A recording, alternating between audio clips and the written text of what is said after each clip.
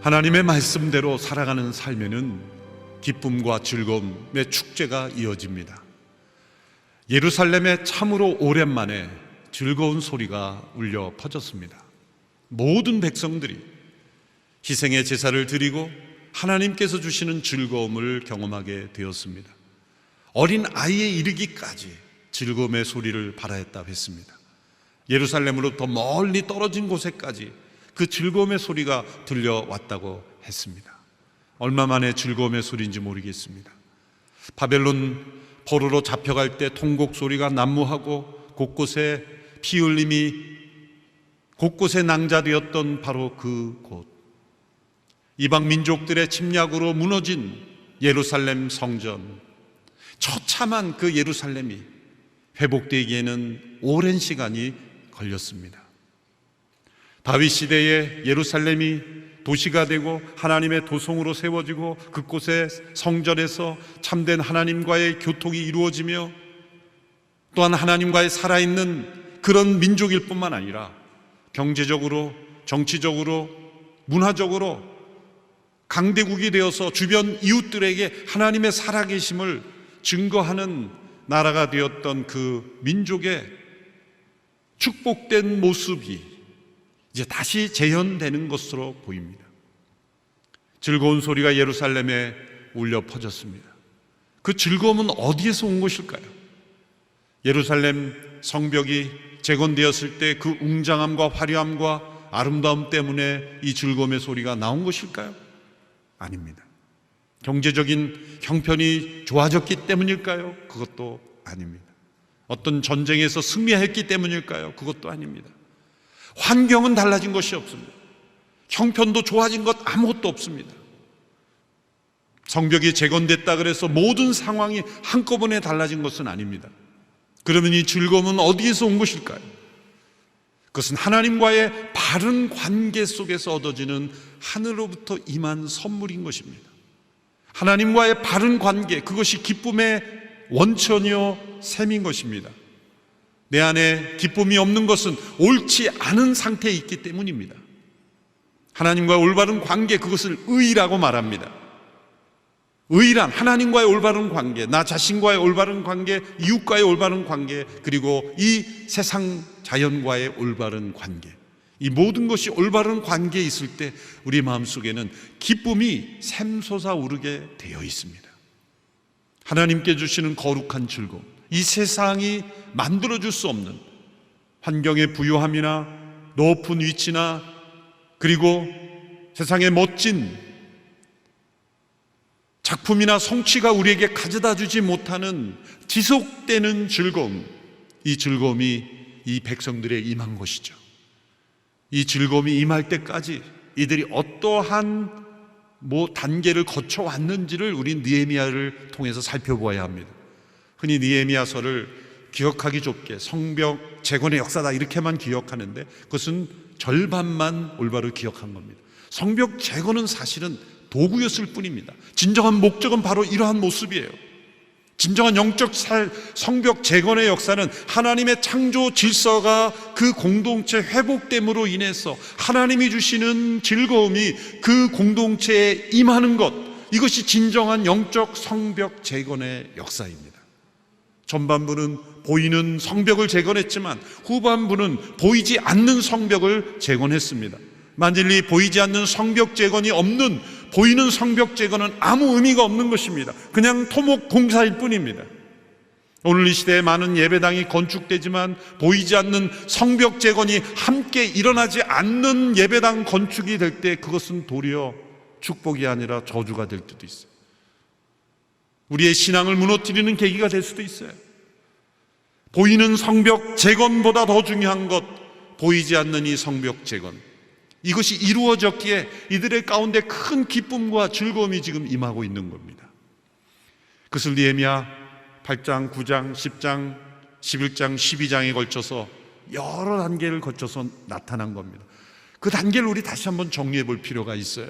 성벽 재건이 여러 반대 세력, 위협과 조롱에도 불구하고 그 꾀임에 넘어가지 않고 위협에 굴하지 않고 그 어려움을 이겨내며 그들이 52일 만에 성벽 재건으로 끝난 것이 아닙니다. 그 이후가 더 중요한 것이죠. 그 이후에 일어난 일들을 간단하게 요약해 봅니다. 첫 번째는 그들이 말씀 앞에 귀를 기울이고 그 말씀을 들으며 회개했다는 겁니다. 공동체적으로 회개했습니다. 과거의 역사를 회고하면서 회개했습니다. 자신들의 죄악만을 회개하는 것이 아니라 조상들의 죄까지 회개했습니다. 구약에 나타난 가장 긴 기도가 느헤미야 시대에 있었던 이들의 회개입니다. 그들의 기억 속에 떠오르는 모든 사건들을 추적하며 기도했습니다. 성 어거스틴의 참회록에 나오는 대로 어린 시절부터 그들의 기억 속에 남아있는 모든 사건들을 기록한 중요한 역사의 분기점들을 고백하며 민족의 죄악을 회개했습니다.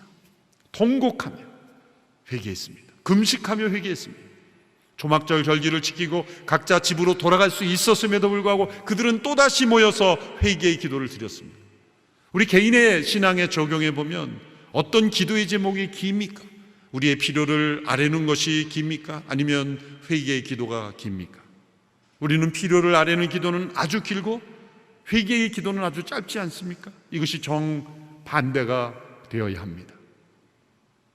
이스라엘 민족의 그런 회개가 일어났습니다. 또한 두 번째 단계로 이들이 하나님 앞에, 말씀 앞에 하나님께서 명하시는 바를 우리가 회복하겠다, 순종하겠다, 말씀대로 살겠다고 서약을 합니다. 그리고 그것을 서명합니다. 오늘 식으로 말하자면 공증을 한 셈이죠. 지도자들부터 느헤미야부터 제사장에 이르기까지 지역 관료들까지 다 서명을 해서 서약서를 마련합니다. 그 서약의 내용은 세 가지 영역에서 이루어집니다. 첫째는 가정에서의 하나님의 말씀대로 순종하겠다는 서약. 그 가정에서의 서약은 이방인들과 통혼을 하지 않겠다는 겁니다. 이것은 국제 결혼을 금하거나 혹은 타인종을 차별하는 것이 아닙니다. 모세도 에티오피아 여인 흑인 여성과 결혼했죠. 그리고 보아스의 아내 룻은 모압 여인이었죠. 이방 민족과의 결혼 자체에 대한 금지보다 이방신을 섬기게 되는 통혼을 금하는 거예요.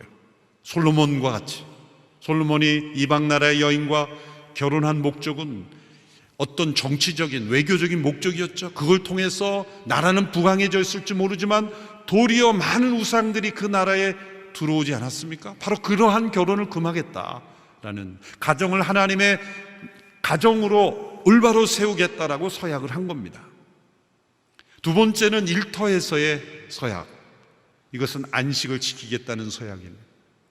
이 안식은 창세기 3장의 인간이 타락 이전에 하나님께서 세워주신 질서입니다. 창조 질서입니다. 6일간의 노동과 하루의 쉼, 일하기를 멈추는 거예요.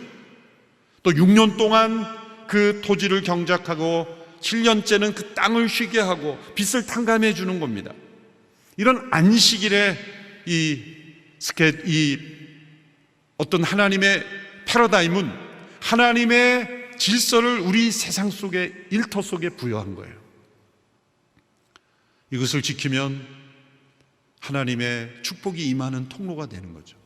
왜 그럴까요? 우리가 경험적으로도 7일 내내 쉬지 않고 일하는 사람은 반드시 건강도 문제가 생겨요. 그건 욕심이죠. 그럴 사람은 없어요. 그러나 문제가 생겨요. 너무 일이 바빠서 나는 쉴 시간이 없어. 그건 욕심이죠. 하루를 쉬게 하심으로 하나님은 어떤 메시지를 주고 계신 거예요? 내가 하루 더 일해서 벌 수 있는 그것을 하나님께서 공급하시겠다는 거예요. 그 믿음의 내려놓음이죠.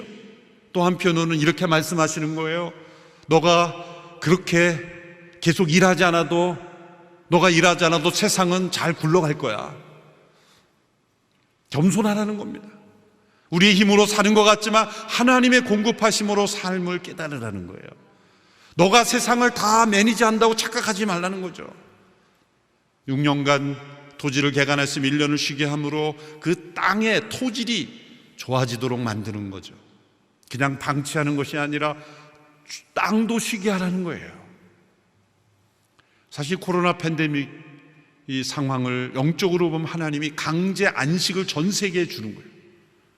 도시의 확장, 수많은 공장들 개발로 인해서 이 자연이 숨쉬지를 못하고 결국 기후 위기까지 오면서 엄청난 이 지금 환경의 위기가 찾아오고 있지 않습니까?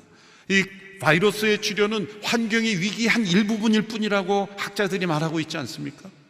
유럽의 어느 마을이 록다운이 돼서 모든 도시가 폐쇄되니까 한두 주 지나자 야생동물들이 막 거리를 회보하고 다녔죠. 원래 그들이 살던 땅인 겁니다, 거기가. 그런데 쫓겨났다가 다시 되돌아온 거죠. 전문가들의 분석에 의하면 이 바이러스와 인간 사이에는 이 야생동물, 이 숲이라든지 이런 야생동물이 이 버퍼링 존처럼 그 바이러스를 흡수해주는 체계가, 생태계가 있는데 인간의 개발의 확장으로 인해서 그런 생태계가 붕괴되고 그 바이러스들이 인간에게 바로 넘어올 수 있는 그런 환경이 되어버린 것이 바로 이 수인 감염병의 진상이라고 하지 않습니까? 하나님의 창조 질서를 무너뜨리는 과도한 인간의 개발, 인간의 문명의 확장이 도리어 우리 인간을 위협하는 것이 된 거예요.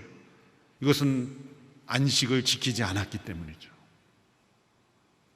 놀라운 것은 레위기 11장에 나오는 먹지 말라는 생물의 리스트를 보면 수인 감염을 일으키는 동물의 명단과 거의 일치합니다.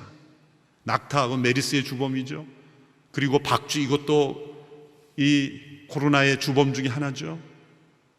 놀라운 것은 하나님께서 레위기 시대에 주신 그 율법 속에 먹지 말라는 그 동물들이 오늘 이 시대를 위협하는 그 동물들의 리스트와 들어맞는다는 거예요.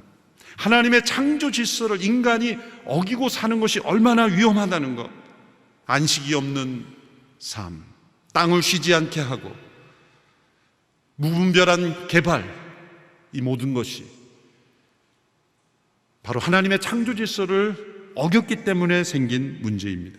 그래서 이 안식의 규례는 하나님의 창조 질서를 우리 경제 사회 질서 속까지 들여오는 겁니다. 또 안식년에 땅에서 저절로 난 소출, 그것은 가져가지 말고 나그네와 고아와 가부들이 마음껏 가져가도록 해라. 우리가 일하지 않고도 거둬들이는 그러한 이 안식년 기간 동안에 얻어지는 소출은 이웃을 위해서 나눔으로 사용하라. 그것이 안식의 규례이기도 합니다. 신앙적인 영역으로 와서 하나님의 성전에서 마땅히 드려야 될 제사, 하나님과의 관계를 유지시켜주는 그러한 모든 활동이 중지되어 있기에 이제 그것을 다시 복원하기 위해서 레위인들을 일할 수 있도록 하고 레위들의 생활비를 보장해야 되고, 그래서 성전세가 주어졌고 또한 구제와 나눔을 위한 11조, 다양한 11조들이 제대로 드려지도록 서약한 것입니다. 이것은 우리의 삶을 세우는 세 가지 중요한 영역이죠. 첫째는 가정이고, 두 번째는 일터고, 세 번째는 신앙 공동체, 교회입니다. 이 세 가지 영역을 움직이는, 관통하는 동일한 원리가 있습니다. 그것은 뭡니까? 하나님의 언약입니다. 가정도 하나님의 언약 공동체요, 우리의 일터도 하나님의 언약이 질서를 지켜야 유지되는 것이요, 그리고 하나님의 공동체도, 신앙 공동체도 하나님의 언약에 우리가 참여하는 거예요. 우리 모두가 함께 예배하고 은사를 따라 서로를 돕고 주님의 부활의 증인으로 온 세상에 살아계신 하나님을 증거하는 일에 헌신하기로 서약한 백성들인 것입니다.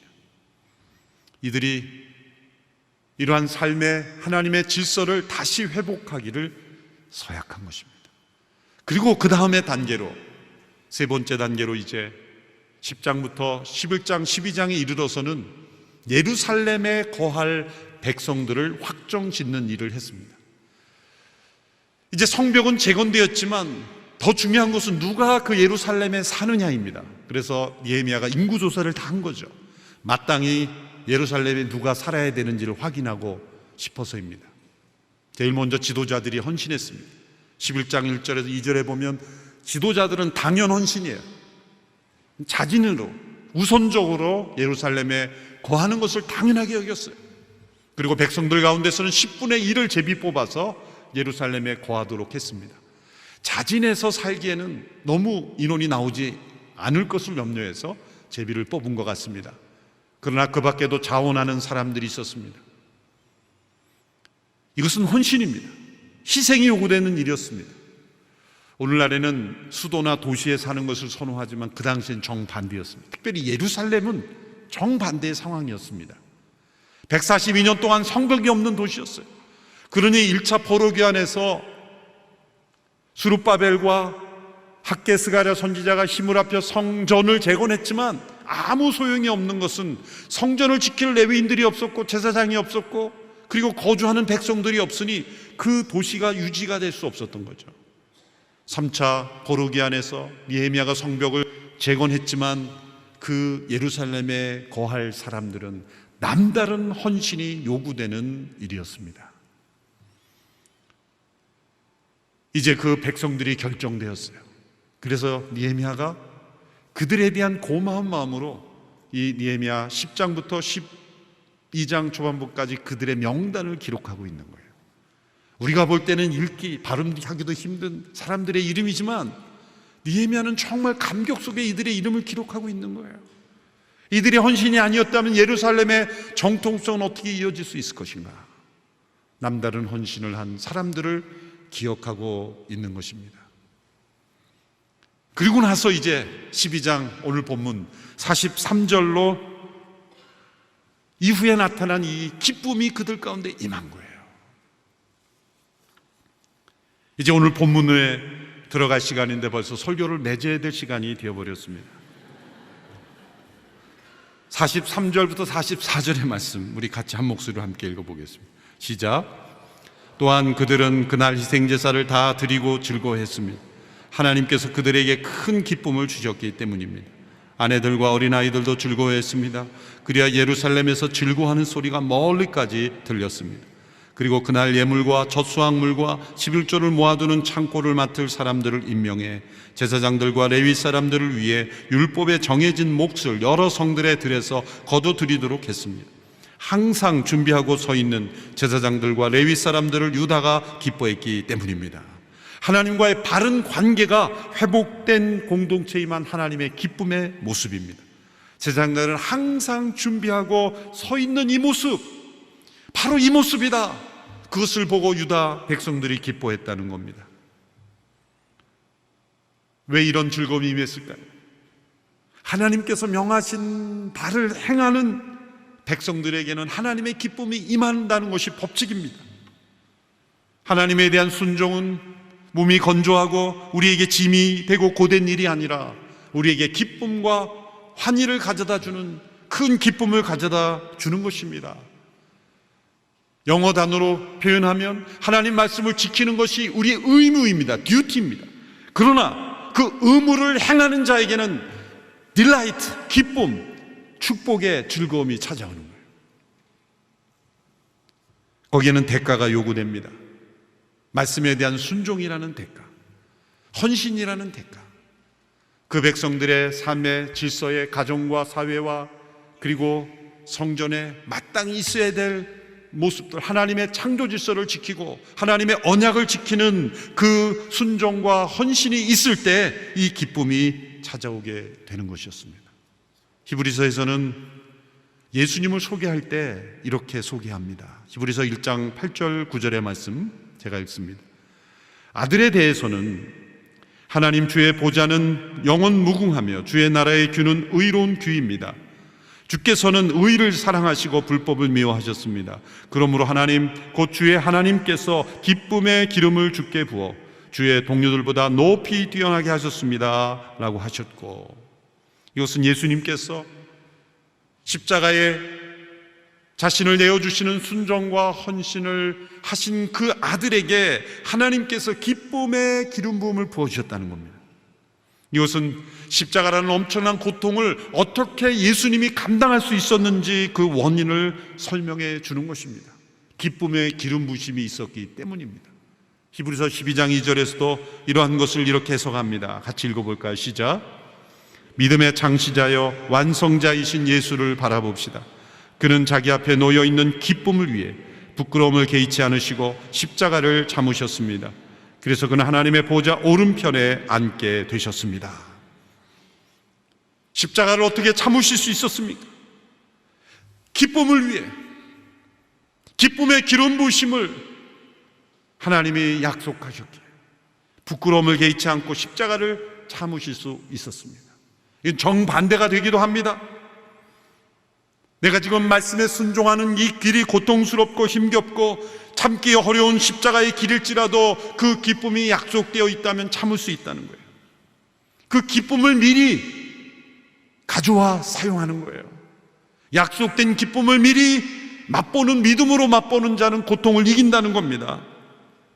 그래서 믿음으로 사는 사람은 이후에 약속된 즐거움을 바라보는 삶이에요. 세상의 즐거움은 먼저 즐거움을 줍니다. 그러나 그 위에는 고통이 뒤따르는 거예요. 세상이 주는 즐거움인가 하나님이 주신 즐거움인가를 어떻게 구별할 수 있습니까? 대가를 어느 때 치르는가? 먼저 치르는가 나중에 치르는가? 그게 세상적인 즐거움과 하나님이 주신 즐거움의 차이점입니다. 세상이 주는 즐거움은 고통 없이 즐거움을 먼저 줍니다. 고통과 대가가 따르지 않는 즐거움은 반드시 그 뒤에 고통이 따라오게 돼 있어요. 그러나 하나님의 뜻대로 순종하는 삶은 먼저 순종이라는 대가를 치르며, 그것이 나에게 내가 원치 않은 고통일 수도 있어요.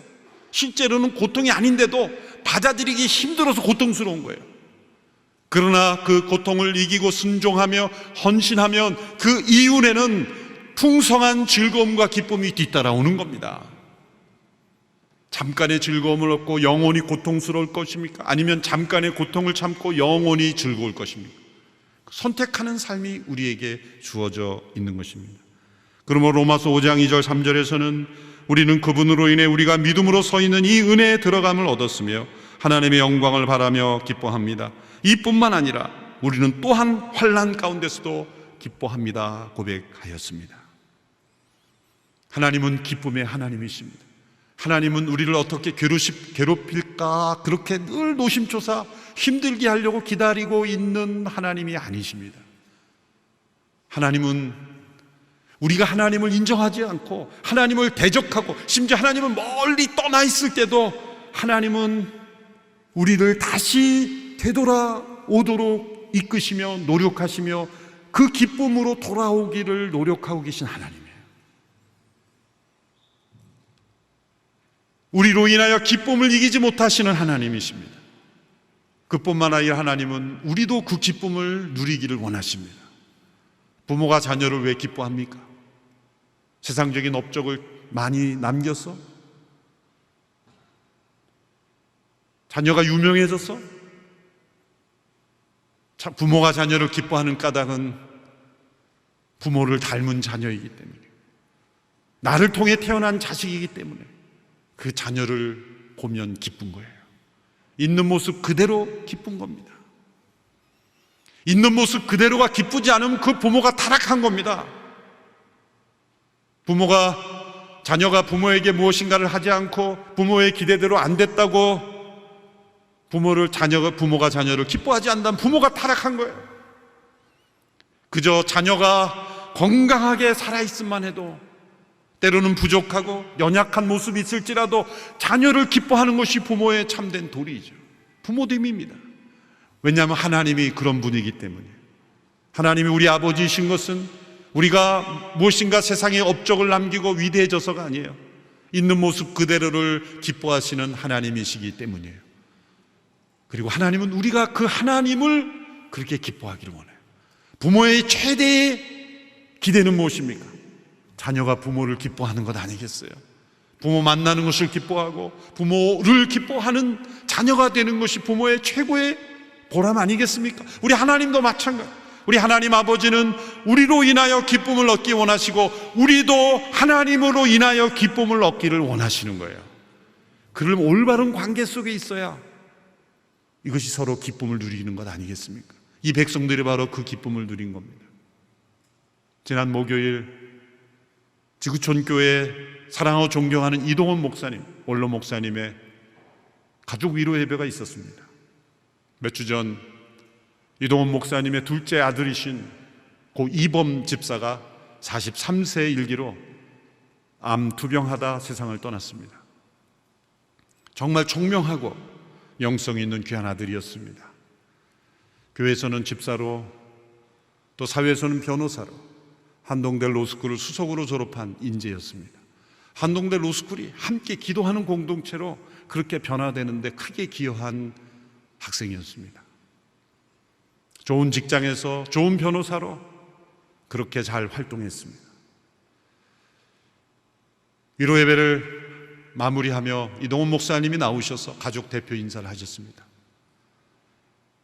목사님은 이렇게 말씀하셨어요. 내 아들 이범희의 인생을 되돌아볼 때 지금 43세라면 최고의 절정 시기에 하나님이 부르셨습니다. 내 아들의 인생의 최고의 절정은 언제였는가 생각해 보았습니다. 로스쿨을 수석으로 졸업할 때였는가? 아니면 모두가 부러워하는 직장에 취업했을 때인가? 축복된 아내를 만나 결혼하여 자식 낳고 잘 살던 때인가? 모두가 아니었다. 내 아들의 최고의 절정, 인생의 절정은 마지막 고통스러운 암투병의 기간이었다. 왜냐하면 그 기간 동안 지금까지 경험해보지 못한 살아계신 하나님과의 가장 친밀한 교제를 경험했기 때문에 그 고통 속에서 살아계신 하나님께 더 가까이 나갔고 하나님을 매일매일 찾고 의지했기 때문에 이제 영원한 나라에 들어가기 전에 짧은 인생을 살았지만 가장 하나님을 가까이 만난 기간이었기에 그때가 가장 인생의 절정이었다. 믿음 안에서는 가장 고통스러운 인간의 이 인생의 가장 고통스러운 순간이 우리의 인생의 최고의 절정이 될 수 있는 것입니다.